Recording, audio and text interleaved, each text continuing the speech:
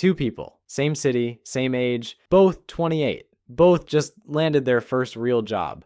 Both opened a brokerage account on the same Tuesday afternoon in the same October, depositing the same $300 a month into the same S&P 500 index fund. Now it's 30 years later. The first person is sitting at a kitchen table with a cup of coffee, watching the number in their account clear $600,000. They're 58. They haven't done anything spectacular with their life financially. No crypto windfall, no inheritance, no six-figure salary. Just $300 a month for a really long time in a boring index fund. They look at that number and feel something close to disbelief. The second person is also 58. They also invested $300 a month for a while. But somewhere around year 4, the market dipped, they got nervous, pulled everything out, and then life happened. Car upgrade here, a pause there. They told themselves they'd get back to it when things stabilized. They check their account today and have about $41,000. Same starting point, same amount, same investment, 30-year gap of $559,000. My name is Nick, and I've spent a genuinely embarrassing amount of time staring at compound interest tables so you don't have to. If you've ever looked at your investment account after 2 years of consistent contributions and thought, is this actually doing anything? Today we're going to fix that. Because there's a specific framework that explains exactly why compounding feels broken in the beginning, when it turns the corner, and what you need to do to be in the room when it does. It's called the 7-5-3-1 rule. Let's get into it. The entire difference between those two people fits in a single sentence.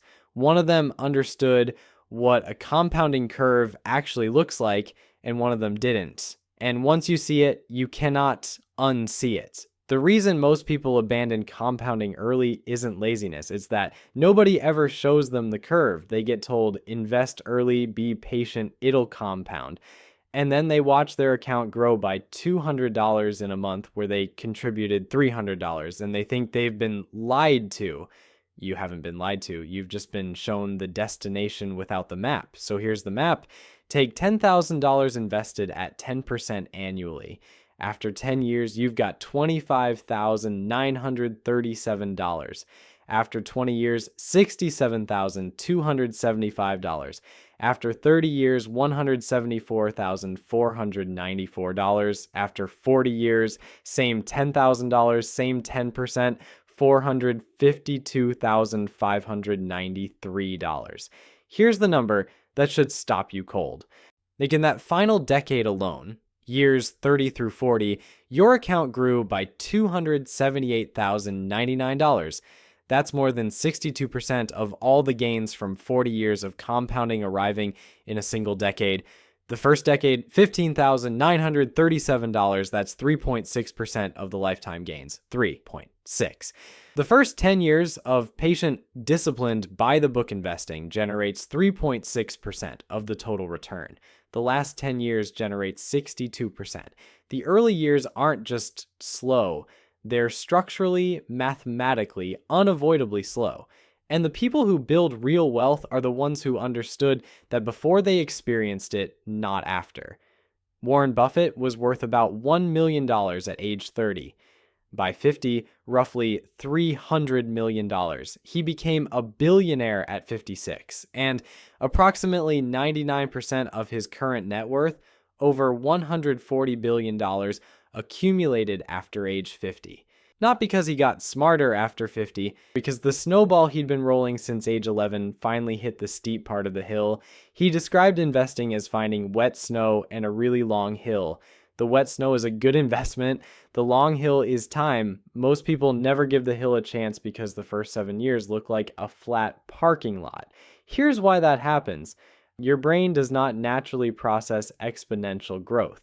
Researchers call it exponential growth bias, and roughly 1/3 of people perceive compound growth as essentially linear, meaning your brain looks at a compounding portfolio, draws a straight line, and concludes this is going nowhere.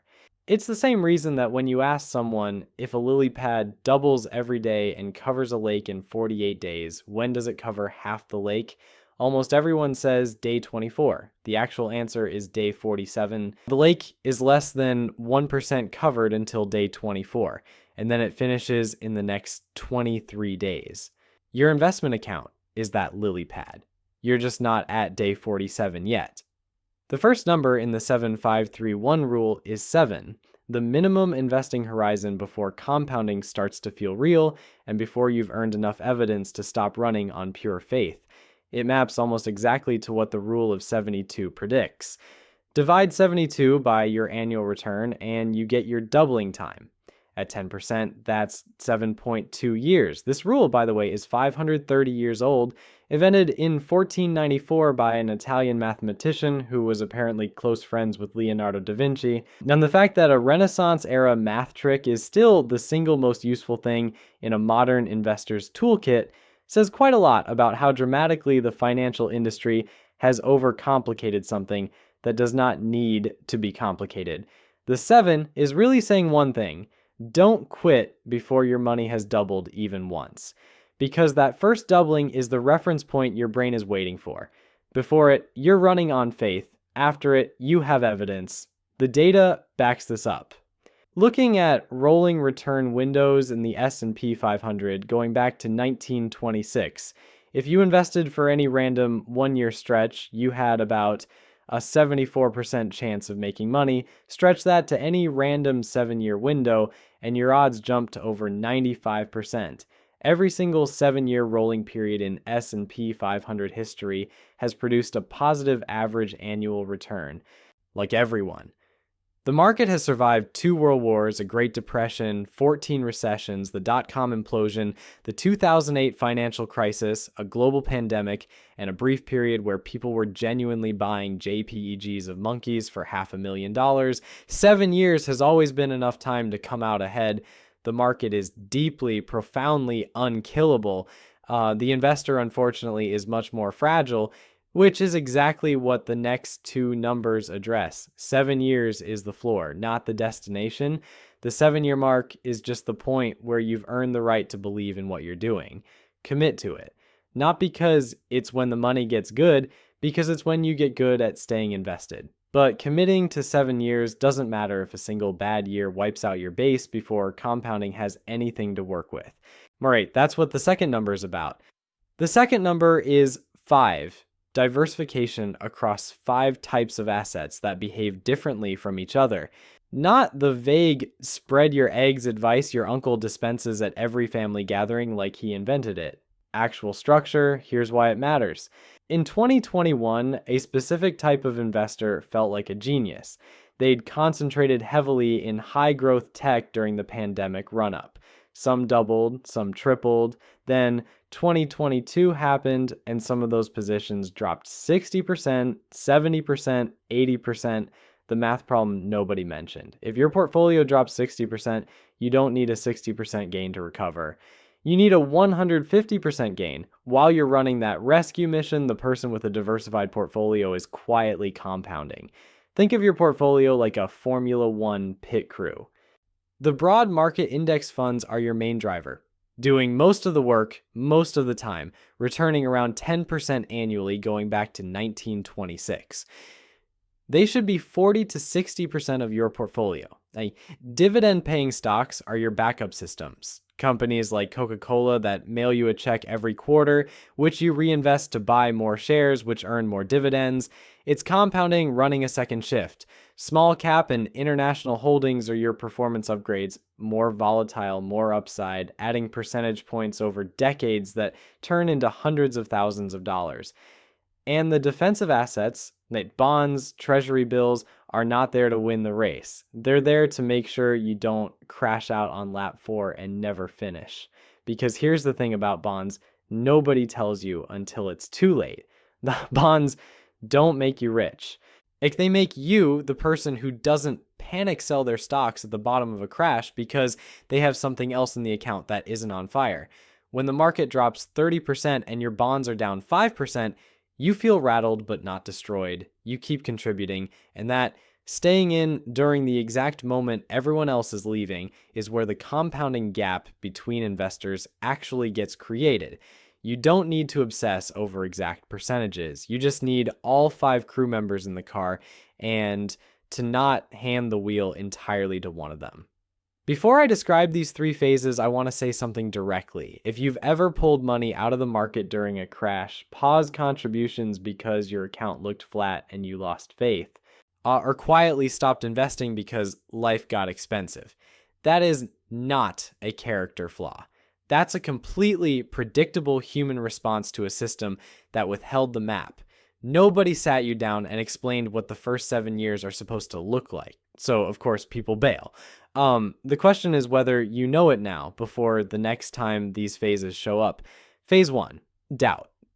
This happens in the first 2 or 3 years. You open the app one Sunday morning to find that after 18 months of $300 monthly contributions, your account has grown by an amount you could cover with a decent overtime shift. Something in your brain starts doing alternative math, calculating what you'd have if you'd just put those contributions toward your car payment instead.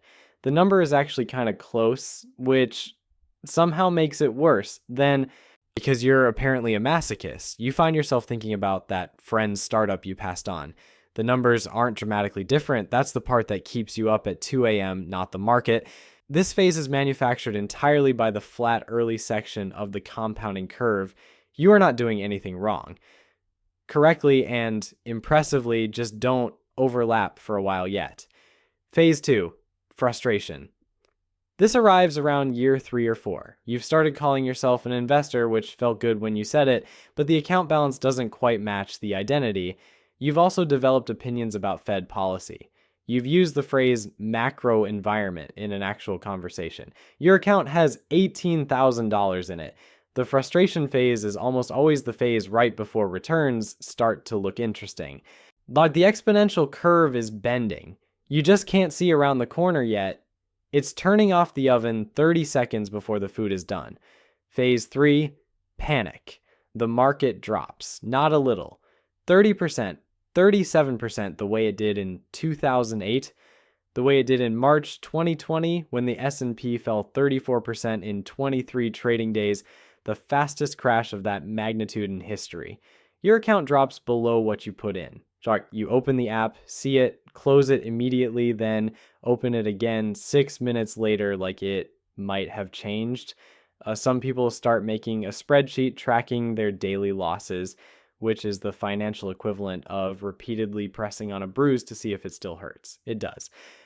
Stop making the spreadsheet. Dalbar, the financial research firm that has tracked investor behavior since 1985, found that in 2024, the average equity fund investor earned 16.54%, while the S&P 500 returned 25.02%. An 8.5 percentage point gap, not from picking bad stocks, but from emotional timing decisions. Every year since 2010, the average investor has underperformed the market. Every year, Dalbar publishes essentially the same report. Every year, it keeps not helping. 2024 was the 15th consecutive year of the same finding. The 2008 collapse was fully recovered by 2013. The March 2020 crash fully recovered by August of the same year, 5 months. If you sold in April 2020, you locked in a loss and missed the entire recovery. If you kept buying, you were purchasing shares at a 30% discount and were whole again by summer. Panic doesn't protect you. It permanently transfers your potential gains to whoever was patient enough to buy what you sold at the bottom. Doubt means you're early, not wrong. Frustration means the curve is about to bend, and panic means the market is on sale, and the only investors who get hurt are the ones who leave the store. And if you can survive all 3 of those phases, which you now can because you know they're coming, is our Strauss, there's one final lever that quietly doubles the entire outcome. Most people never pull it. It takes about 4 minutes once a year. The final number is 1. 1 annual increase in your contribution amount. This sounds like a footnote. It is not a footnote. You invest $300 a month at 8% annually for 30 years. Final balance, roughly $408,000. Now, take the same scenario, but every January you bump your contribution by 5%. Year 2, $315. Year 3, $331. By year 10, you're at $489 a month. And the increases are gradual enough that you barely feel them. With that one adjustment, your 30-year ending balance jumps to approximately $787,000, nearly double. Same starting point, same return rate, same market, a 5% bump that costs you $15 in year 1. Here's the part that should break your brain. A 5% increase on $300 a month is $15. That's one Chipotle burrito bowl per month. And I'm not doing the avocado toast thing. I'm just saying it's literally one meal that over 30 years becomes $379,000. The burrito bowl does not become $379,000, to be clear.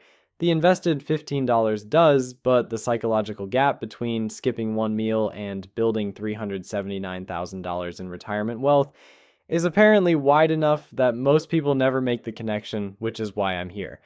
Charles Schwab found that investors who increased contributions by even 1% annually ended up with 25% more wealth after 20 years versus those who kept contributions flat. Nobody has ever impressed a date by mentioning they auto-increase their index fund contribution every January, but in 30 years that person can afford a very nice dinner.